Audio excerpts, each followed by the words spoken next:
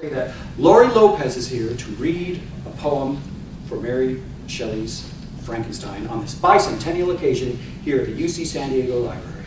Very honored. Thank you and good evening. I wrote this in February of 2012 to celebrate Mary Shelley and also all women who dare to write horror. February is Women in Horror Month.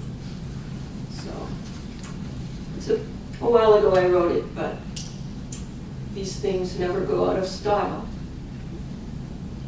Horror, she wrote. She was just a girl, giving birth to a legend. In a flash of horror, a monster was born. The invention of ghouls would be nothing new. But this one had heart, and it beat forlorn. From a mad doctor's lab, the corpse on a slab, the sum of a man built in pieces of death, a jaundice-eyed fiend stitched by charnel design, a jigsaw of fragments until his first breath. How that aberrant moment when life was jump-started would jolt the world like a bolt of thunder. His ghastly pulse brought rejection and shame to the sinister figure of a scientist's blunder. This object of guilt and forged conception, of miserable, tainted vanity, perpetual loathing, parental regret. How much his plight would mean to me. The society that shunned was the same to love. A cumbrous ogre, the patchwork creep. I was just a girl when I watched and read his tale of torment. The words made me weep. Ahead of her time in a prim, proper age, of rigidly stern, antiquated views, Mary wrote an iconic, ironic fable, and will always be the genre's muse.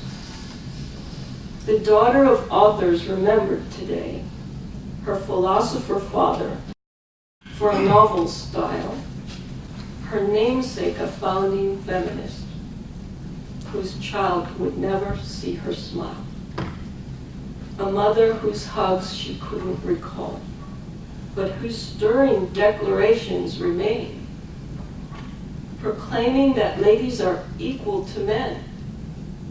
This bold example would Mary gain. A thinker who practiced her own ideals while sifting the notions her parents had.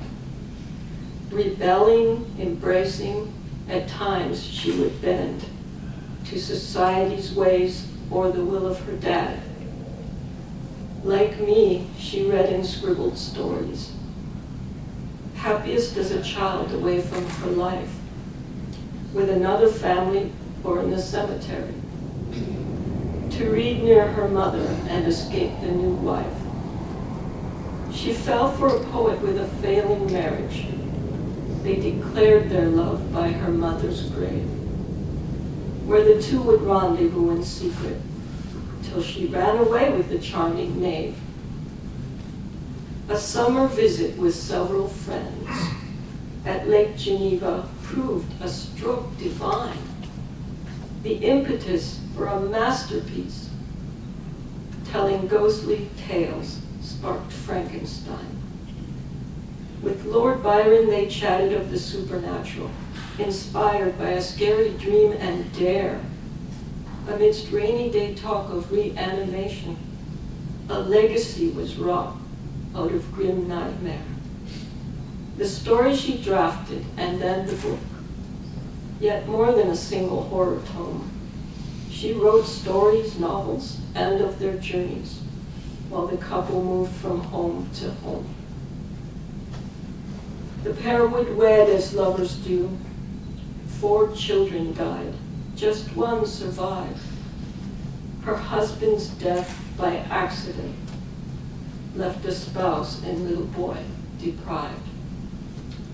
Mary edited and released his poems to help Percy Shelley's verse be read, promoting his name, increasing his fame. Too soon she herself would join the dead. A brain tumor claimed her the age I am now. Her prose has long touched me with acute emotion, as only the truly brilliant can, who inspire such immense devotion. The mother of horror gleams strong today, more recognized than the man she'd married. Gone a century before my birth, yet the horror she wrote is still scary.